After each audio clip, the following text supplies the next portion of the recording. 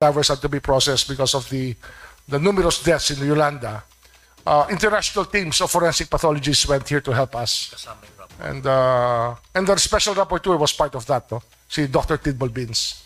And he welcomed our invitation actually our invitation was more of a follow-up already on an agreed program that we had in the UNJP for capacity building of our forensic pathologists.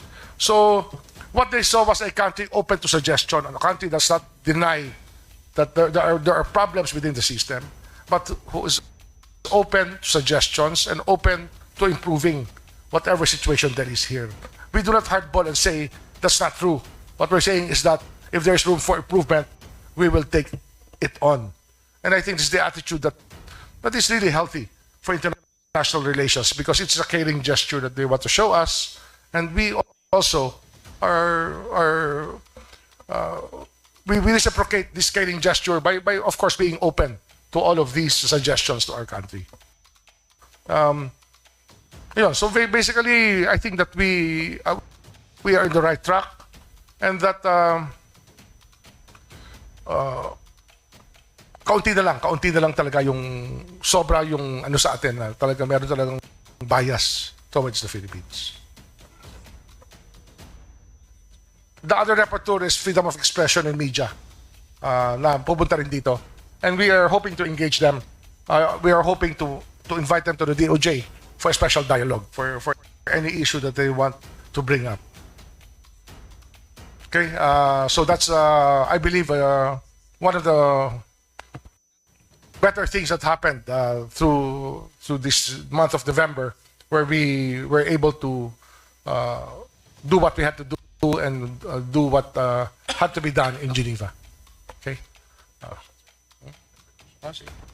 The floor is now open for questions. The reporter will please stand and use the microphone, and please indicate the media outlet that you represent. Thank you.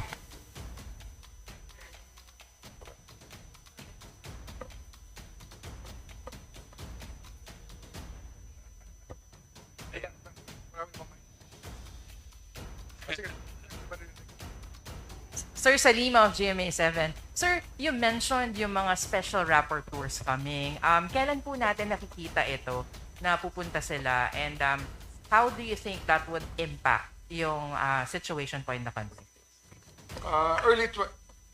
We expect them to be here early 2023, beginning early 2023. We will be in communications with the UNJP office about the arrangements to be made. Kasi this is capacity building, meaning to say every region is involved, every part of the country is involved. We want every region to have a forensic, a medical legal who is also a forensic pathologist, or at least trained already in forensic pathology. It's a long drawn program. Pero yung iba kasi bibisita dito to engage us, no?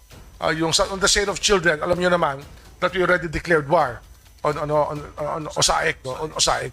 And basically this is a follow up on what they wanted to do us to do before, and we are already doing. Kaya sabi ko nga, if you look at the whole picture, 200 suggestions or 200 recommendations were accepted. Is something very new to our country. Kasi dati we would defer them, o kaya minsan meron talagang ayaw talaga natin tanggapin. Pero dito kasi you have to do it in full humility of your limitations, and of course the problems that are really there. Kasi hindi naman kahit deny mo yan, pag nandyan yan eh. So might as well accept what has to be accepted, since we believe we are doing something about the problems that they are putting recommendations for. Hi, sir. Good morning po. Sir, over the weekend, you also mentioned in your radio show that the country also rejected the proposal for same-sex marriage and the SOGI bill. A lawmaker already clarified that there's no mention of same-sex marriage in the SOGI bill proposal. What's your take on that? Well, this legislation is there every Congress. Meron na mga file niyan. And it's a matter of policy that whether we will accept it or not. And I think that we we know as a country that we are not ready for that. That's the only thing that's sabi natin eh, culturally, our values may conflict with many of the values that they want to impose upon us. Kasi minsan imposition na nangyayari. And we are not ready for that. Culturally, we are not ready for that. That's what we believe, huh? Unless somebody argues otherwise. And that's our position right now. Sec, good morning. Mike po sa ABS-CBN. Sec, over the weekend then you mentioned that one of the reasons cited for not accepting yung divorce, abortion, same-sex marriage is because we are a Catholic nation. To what extent is that? To what extent is religion a factor in this, Sec? Because we do have a non-establishment clause in the Constitution. Well, divorce, it's debatable, no? But we cannot immediately grant it unless the legislature properly debates about it and lays down all the premises, advantages and disadvantages. Actually, I think we're the only country, together with the Vatican, that still does not recognize divorce. And we just do not recognize it because the premises have not been laid out properly. We want the legislature to do their job here. That's why we cannot commit to it, is because we cannot impose upon the legislature policy that they have to do within Congress. When we were told by the UN, kasi ano nga tayo, di ba? We have the legislature, the executive, judiciary, independent branches of government, and we cannot impose upon the others. Actually, it's a long discussion with the UN on this matter because they are of the opinion that if you go to the table, you should be able to tell your country what has to be done. But of course, it does not work that way with us. Our respect for the separate branches of government is paramount because that's the way our government was formed. Gusto nila, impose namin sa Congress yung gagawin. Minsan yung gusto nila, impose natin sa judiciary yung decision. We cannot do that.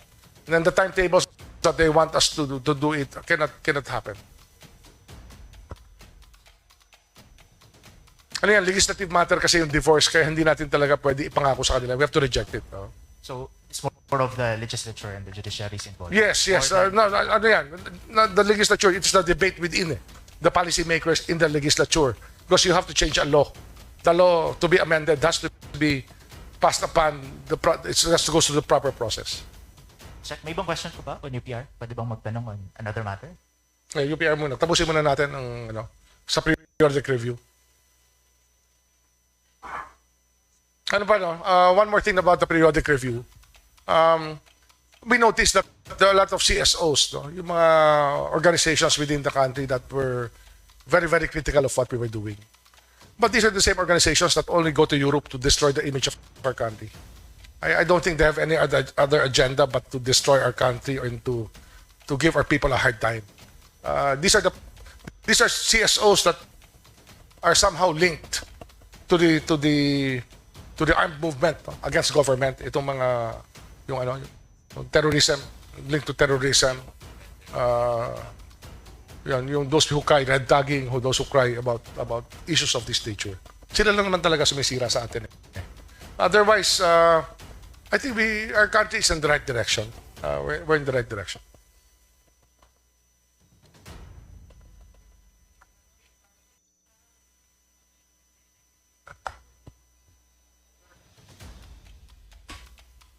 Sir, good morning. Ben Pulta po sa Philippine News Agency. Sir, tangential lang yung question ko, hindi talaga swa. Kasi you mentioned, sir, na yung one of the morally reprehensible na provisions that we outrightly rejected in the UPR was yung the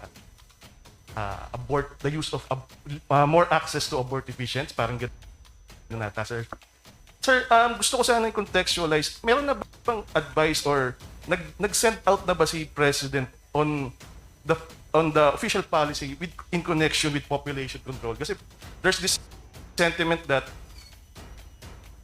half, maybe or more than half of the country's problems is related to population, and there was efforts in the previous administrations, even the time of Pinoy, to pass. Actually, they passed the RH law, but in implementation, it got stalled. Even up to the time of President Duterte, I think he said, he even asked that maybe we should just donate all these medicines that we already bought to a country that would allow its use, pero walang nangyari doon, sir. So but it went to waste. Meron na ba, sir, statement on how to go about addressing the problem of population? Ako, sir, hindi masyado sa inyo, pero tangential lang siya doon sa abortion, sa abortifacient. Well, population is a problem to many, but not to some. No? In fact, if you look at our country right now, ang average age natin is the average age that all the world desires. Kasi nga, we're a very dynamic country right now compared to the rest of the world, which is aging so fast. Tayo, we have a very dynamic population, so to speak. Kaya it's actually a debatable topic about population. So, be that as it may, we have to discuss more on the policy of population growth because lumalabas kasi there are benefits and there's just the good and bad about a big population. Sometimes we have to look at it from the point that it's also good to have a big population. We just have to learn how to take care of our people more. At least sana yung mga on the throes of poverty, we can care more about our people who are really poor, who have no access to a lot of things, a lot of help. Yun lang, we have sana maging inclusive lang ang growth sa lahat. That's actually the prayer that we have. It's a prayer, but it's worth it because when other countries look at the Philippines, it's looked upon as a very dynamic population. This is Margo from SMNI. Can you name some major recommendations or significant recommendations na tinanggap po ng Philippine delegation? Thank you.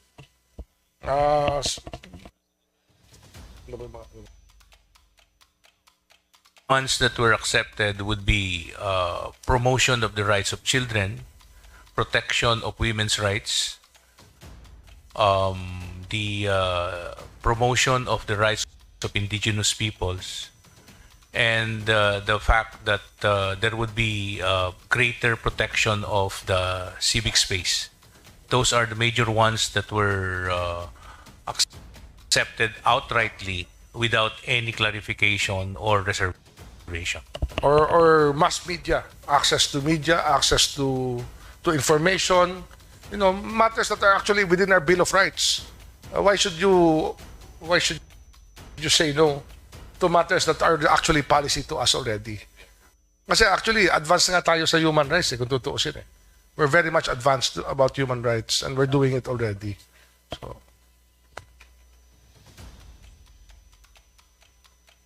Check, pwede na ibang matter. Check, there are reports about supposedly Superintendent Zulueta. Baka raw pinatay na si Zulueta. Do you have any information on this? I will not speculate. I have no news, I have no information, and I will not speculate. But do you have information as to where he is? I had information a week ago on where he was. At least. May nagsabi lang sa sources natin. But do we have tracker teams trying to locate them? We don't have a warrant of arrest. Our people are working. My people are working. But are they still here, Bantag and Vasquez? No, Bantag and... Bantag is here, definitely. sorry, Yusek. Bantag and Zulueta, are they still here? I'm here. I think they're here. Basta, I will not speculate on anything. It's premature to do something like that. It's too premature to talk about things that I have no information on. All right. Sec, on Friday, the head of Atom Corporation said that they withdrew from the joint venture agreement. So is this the first time that you're hearing from Atom? Does this mean they were not informed months ago that in fact the JVA has been cancelled or has not been approved by the president, former president? Ano yan panahon pa ni Secretary Guevara yan nung meron ng memorandum against it meron na silang notice kay DJ Bantag about this not being a viable thing or not legally feasible or invalid. Meron na silang ganyang memorandum pa. I think that was in the year 2021 pa nung lumabas yan. Kaya hindi na namin pinag-uusapan because they have not submitted to us any follow-up on the matter. They have not written us about pursuing the project. Kaya for me, it was really a no-brainer. Wala siya, no? ang na-alarm lang talaga ako nung sinabi niya sa akin na he was doing treasure hunting, and I told him to stop it. And apparently he ignored me, no. Meron pa ako sinabi sa kanya na ignore niya. Yung sabi ko, dapat wala ng telepono. As a matter of policy, wala dapat telepono talaga. And hundreds of telephones are coming out now. Basta ini-ignore niya eh. Parang he was living in his own kingdom with his own rules. Yun ang naging problema natin. I think that you are now aware of the big problem that there really is in there. Yung contraband na nandun, ina-accuse niya si acting DG Katapang na pinlant yan. Ang galing mo naman mag-plant, no? Ang dami na testigyo kagad kung paano pinasok yan. Pero ano yan eh, it was a centralized operation eh. Bayan. You mentioned that Atom was involved in the excavation sa Bilibid. Do you have information on this, Sec? Because General Katapang was saying last week na hindi raw Atom yung naghukay. In fact, the backhoe there is owned by Bucor. Yes. But with the amount of debris taken out, and you only have one backhoe, kahit mag-diamond motion ka kasi, hindi aabot ng 1 million cubic meters ang hinukay nun. Kahit anong gawin mo, no? So there were more equipment used, and these were reported to be owned by Atom. Kasi 1.2 million ba? 1.2 million cubic meters were removed from the site and brought somewhere else. So we're now talking about the need for another 1.2 million cubic meters to fill in the hole on Earth. Dapat matakpan naman natin ngayon yan. So gagastos na naman tayo para takpan yan. Unless you want to propose a project for a giant swimming pool. Or a deep sea diving resort in a mountain or in a hilly area. Diba? So do we know kung saan napunta yung lupa? Do you have information? We'll track it. Meron geo study yan na pwedeng gawin on the kind of debris removed and where it was brought. We will follow the clues given to us about it. Sec, offhand, what kind of cases can be filed against DG Bantag with respect to this excavation? I have asked my staff to study all possible cases that are there. Definitely, may damage na sa government eh. Yung hukay na yan, para ma-fill up mo ulit, will cost us a lot of money, a lot of time. So there's damage already. A giant swimming pool, of course, is not in the budget of Bucor. So we don't know where this project is coming from and who's funding it. And if there's any fund, if there's any joint venture of Bucor, it has to be told to the Department of Justice kung meron silang ginagawa, di ba? So we will have our staff study all the possible violations of law that happen. Sec, lastly, is DG Bantag also liable for entering into that agreement, joint venture? So to the president at that time, President Duterte, if he went through the process under the BOT law, wala sanang problema. Pero mukhang the idea was really to pursue it with or without permission under their own legal theory about how powerful or what the mandate of the Bucor is. Remember, there's a Bucor modernization law giving it corporate powers. But of course, all of this is subject to limitations because they're also under national laws, like the BOT law.